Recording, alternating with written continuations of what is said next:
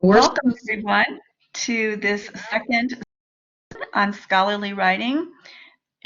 The title of the session is Face Your Journey with Competent Writing Skills.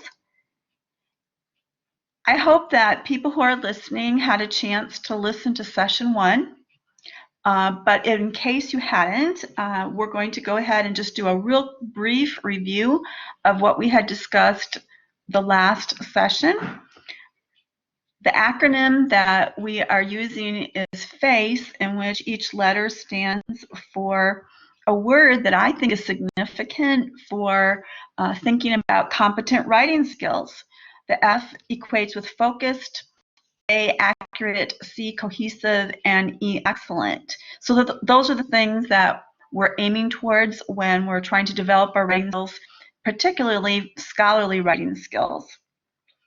The F in focused helps us really think about the fact that every sentence in a paragraph has a purpose. So it's not just that we're writing a whole bunch of sentences on the same topic. We want each sentence to be strategically placed so that we are very focused and logical in our writing. As I hope that everybody understands, we're talking about expository writing and then discussing all those components and then moving on towards scholarly writing. I always believe that before you write a well-constructed paragraph, you should begin with a word map. And so in our last session, we had a silly example where we talked about the main idea of food. And we thought about two different word maps that we could possibly develop. One was supporting ideas of pizza and shrimp, and the other idea would be to develop a paragraph with food being the main idea and pizza and lasagna being the supporting ideas. And I believe all of us in that session agreed that the second word map would be a better word map, that the ideas were more strongly related to each other because pizza and lasagna are Italian foods. But you know what? After the session last time, you know how it is. You always rethink things. And I started thinking, maybe I should have made it so that my second word map had supporting ideas of spaghetti and lasagna because spaghetti and lasagna are Italian foods too, but they both are pasta dishes. So that would have been even a stronger relationship. So my thought is if you come up with a word map where your ideas are very strongly related to each other, you have a better chance of developing a paragraph that is also well focused. I want to review with everyone that I believe that in expository writing and in scholarly writing that there should be a main idea sentence for each paragraph, and that main idea sentence should have the main idea word or phrase. There should be a relationship word, and that all the words in that main idea sentence should be something that is reflected in the rest of the paragraph. We don't want to have some extra words in that main idea sentence that are just fluff words that aren't going to actually be addressed in the rest of the paragraph. So we're going to go ahead and again review what the main idea sentence was that we had built last time. From our word map about food, I had created the main idea sentence as follows. 2 Italian foods are popular in the United States. And so you can see that in this main idea sentence, I have the main idea word, which is foods, the relationship word, which is Italian, and then the rest of the sentence, I have to decide, do I really need that phrase in the United States? And then as I develop my paragraph, if I'm finding that the sentences below it are not really reflecting Italian foods in the United States, I'm going to have to go back and revise my main idea sentence. And there's absolutely nothing wrong with doing that. Sometimes that is what we have to do, is we circle back to our main idea sentence and alter it when we see that maybe the paragraph is going in a little bit different direction than we originally had planned. Last time when we were discussing focus, we also started talking a little bit about the importance of sentence structure and making sure that we were following grammar conventions. And so really, when I think about it, my acronym FACE, you know, really that A for accuracy does go along with that whole idea of making sure that our grammar conventions are correct. So I really want to encourage everyone to take advantage of University of Phoenix's grammar tutorials with the link there on the bottom of the screen. And if that doesn't work for you, I have given you directions for what you need to click on when you go into CDS Central. So part of paragraph construction is making sure that all of your sentences are following grammar conventions, because otherwise your readers are going to be so focused on your writing errors if you don't have good grammar conventions that that they're not going to really pay attention to your content. And of course, that's not what you want. All right, so this is basically the part of this lecture that is somewhat new material. I thought we would have a little bit more of a scholarly topic than food this time. Something that I think is really a concern to all doctoral students is time management. So I thought we would make a word map that had time management as the main idea. And then I came up with two supporting ideas: checklists and calendars. So I'm wondering if you can think of what the relationship is between checklists and calendars. Well, obviously, it has something to do with time management, but we want to think about what's the relationship word. Well, I thought the relationship word was strategies. So I don't know if you were thinking the same thing. So I went ahead and made a main idea sentence following the rules for main idea sentences. I have my main idea phrase, which is time management. My relationship word is strategies. And then I did tack on a little phrase at the end. So here's my main idea sentence. Doctoral students' time management strategies may determine their ability to succeed. So again, as I start writing this paragraph, if I don't include lots of ideas about how students can be successful because of their time management strategies, then I might have to nix that last part of that main idea sentence. Whatever's in that main idea sentence does need to mirror what's in the rest of the paragraph. So what we're going to be doing next is we are going to be writing some sentences underneath the main idea sentence. And so my background, as you probably know, is in elementary education. And so when I taught my third graders how to write expository paragraphs, I called my main idea sentence a Power 1 sentence. And I called the main supports underneath it my Power 2 sentences. And I have on the last screen of this presentation a textbook that I'm actually referring to right now called Power Writing. So if any of you are interested in that, that's a resource that I'm going to be showing you at the very end of the presentation. So after you have your main idea sentence, you're going to be thinking about those other parts of your word map that you had created. We had checklists and we had calendars. And what we want to do is we want to develop the word checklist into a main support sentence, which I call a Power 2. And then we want to develop that calendar concept into a main support sentence. And that also would be considered a Power 2. What a main support sentence has to have, it has to have that you're naming something. So for in this instance, we're going to actually be naming that we're talking about checklists. And in the other main support sentence, we're going to be naming calendar. All right, also in your main support sentence, I think it's a good idea often to repeat the main idea word or phrase. And you don't necessarily have to do that, but if you do it, I think sometimes it helps the reader stay focused on your topic.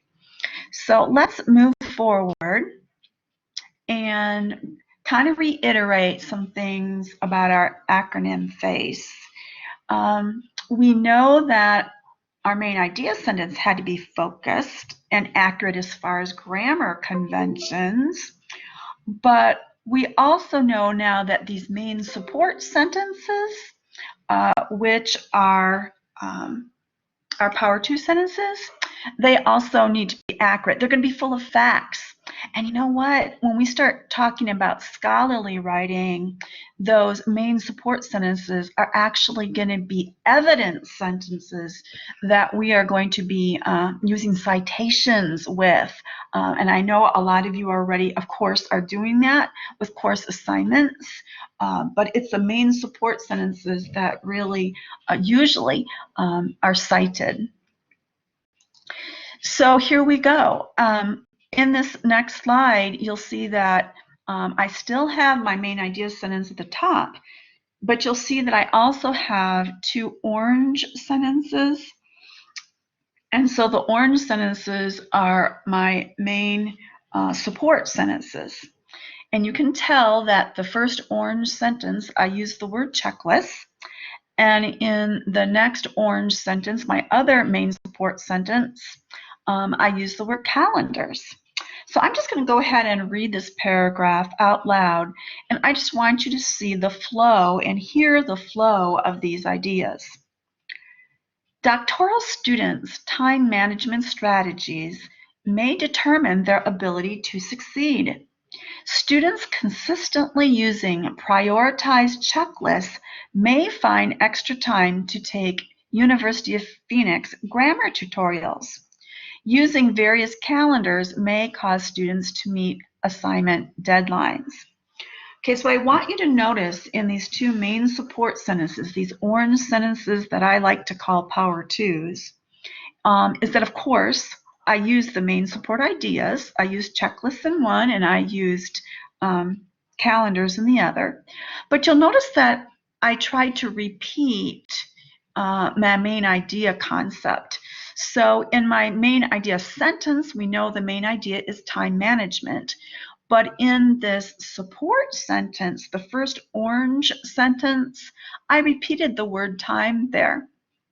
And in my second main support sentence, I don't have the word time repeated, but you know, the word calendars is so closely and tightly linked to the concept of time management that I didn't really feel like I needed to repeat the word time a next time. Now, some people would really debate whether you needed to repeat the main idea concept that much. And I will agree with them. If you overdo it, it becomes redundant and your reader starts to roll their eyes. But I do think that sometimes repeating that main idea in your support sentence really does help the reader stay focused, especially when you start writing long paragraphs and multi-paragraph pieces like you're going to be doing with your dissertation. Sometimes when I'll do a little bit of repetition of key words, it really does help the reader understand what your focus is. I want you to notice too that in the main idea sentence, remember I talked about that extra phrase, may determine their ability to succeed. Well, yeah, in my main support support sentences, I'm really trying to show that students are successful in some ways. So in the first orange sentence, I'm talking about all this extra time you have that you're going to actually be able to use the grammar tutorials. You can tell that I'm really plugging that, can't you? And then in the second main support sentence, I'm showing you that you could be successful by meeting your assignment deadlines so much more readily because of your implementing of these time management strategies. So can you tell that this is becoming a very tightly written paragraph? I hope that you can tell that. So I'd like to review that in the main support sentences, those orange sentences that I like to call Power 2 sentences, I'm naming a specific concept, which I got from my word map, right? One was checklist and one was calendar. And then often I repeat the main idea word or phrase from the main idea sentence. I don't need to do that always, but sometimes I do that just to make sure that the reader is staying with me. All right, so now we're going to move on to another type of sentence. We're going to really be building this paragraph today. We're going to be talking about detailed supports. So we've got our main idea sentence, which is I call a Power 1. We have our main support sentences. Those are the orange sentences that are my Power 2s. And now we're going to be talking about detailed support sentences, which I like to call Power 3 sentences. Detailed support sentences provide specific examples, or they are extensions of the main support concepts. And often they answer questions like, why? How? Detailed support sentences should be focused, they should be accurate, telling facts, and they should demonstrate cohesion. Okay, now I have a funny little illustration for you. When I think of the word cohesion, I think of people who wear dentures. Now, please don't laugh at me, but this is what my brain always thinks of when I think of cohesion. When I was a young girl watching television, they used to have a lot of denture commercials. So I don't know if the World War II generation lost their teeth more often than other generations or not, but there always were a lot of denture commercials. And so they would talk about these products, these dental adhesives that you could apply to your gum and then attach your denture to that. And so when I think of the word cohesion, I think of somebody's gums and those dentures really sticking to it. So there's like these layers and it's really stuck together. Well, actually, that's what cohesion is. Are the sentences in the paragraph really tightly connected to each other? And so in our acronym FACE, that C, cohesion, is a really big deal for writing well-focused paragraphs and accurate paragraphs. We need to have cohesion between our sentences. So when we discuss our detailed supports now, our Power 3s, we're going to really hone in a little bit more on cohesion.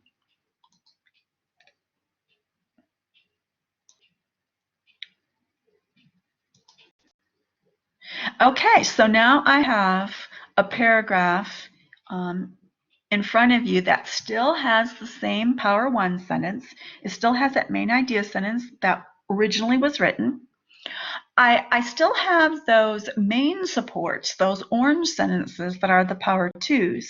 But you'll notice that what I did is I snuck in a detailed support underneath each of the main supports. So I'm just going to read this paragraph to you out loud, and as I read it, I just want you to listen to the flow of the ideas. Doctoral students' time management strategies may determine their ability to succeed. Students consistently using prioritized checklists may find extra time to take University of Phoenix grammar tutorials. once a week or day, list big chunk timed tasks and small chunk timed tasks aligned with personal learning goals, such as learning subject-verb agreement. Using various calendars may cause students to meet assignment deadlines. Setting timers on iPhones, using Google Calendar reminders, or writing in a pocket calendar may help students submit paperwork on time to avoid point deductions and late penalties. Okay, I'd like you to really look at those green sentences. Those are our detailed support sentences, which I like to call power threes. You'll notice that the first green sentence really flows well, it's connected well to the orange sentence that's right above it. In the first orange sentence, I'm talking about checklists, but now in the green sentence, I'm really getting down to nitty-gritty. Like, what do you mean by these checklists and what's in them? And of course, then I connect it to how that makes a student successful, because remember, in our main idea sentence, we were talking about students being successful, and we need to make sure that that concept is carried through. Now let's look at the last green sentence, the last detailed support sentence. You'll notice that it also is very tightly connected to the orange sentence that's directly above it. In the second orange sentence, I'm talking about calendars, but in the green sentence underneath it, I'm giving detailed examples of different types of calendars. And again, I tell how these possible calendars can bring about success in a student to keep them from missing paperwork deadlines. So I know I'm giving kind of a simplistic example here, but I see a lot of students that really struggle with knowing how to build a paragraph where one idea builds upon another. So I really hope that this example really helps you see that there's a purpose for each sentence in the paragraph.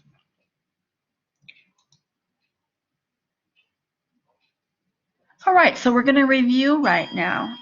We're talking about writing expository paragraphs, which is directly going to lead into writing scholarly paragraphs. We're talking about sentences that are very focused. They're accurate, they're full of facts, and they're accurate as far as following grammar conventions. They're cohesive, where one sentence is connected to the previous sentence. And they have a logical flow, one to the other. And we've talked about how it's a good idea, especially if you have trouble with paragraph construction, to begin with a word map. After you've made your word map, then writing your main idea sentence, which should include the main idea word or phrase, and it should have a relationship word in it. What about that main topic are you going to be talking about and focusing upon? It's not just about food. It's not just about time management. But what about time management, or what about food? And then we've talked tonight about main support sentences. Excuse me. Main support sentences give examples of what the main idea was about. And of course, those main support ideas were ones that you had listed in your word map. And then you have detailed support sentences that go directly underneath your main support sentences. We call them power threes, and I like to make them green always so that you can detect them when we're talking about writing instruction. But those detailed support sentences really need to flow out of the main support sentences and give detailed ideas and concepts and answer how or why something is done, or why or how something is implemented. So that's the end of lecture 2. I'm hoping that you're starting to feel like you can face your journey with competent writing skills. And on the last slide, like I had promised you, this is an old text. I'm not sure that you'll find it actually in new print anymore, but I know if you go to like Amazon.com, you can get copies of it. And it might not be something that you want to invest in, but it talks about a lot of the things that I've been talking about power writing. Truthfully, if you listen to all these lectures, you probably wouldn't need that textbook necessarily anyway. But I hope that you found this session beneficial, and I hope that you'll continue and listen to session 3, because of course, next session will build upon this session about developing your writing skills. Thank you so much for attending today.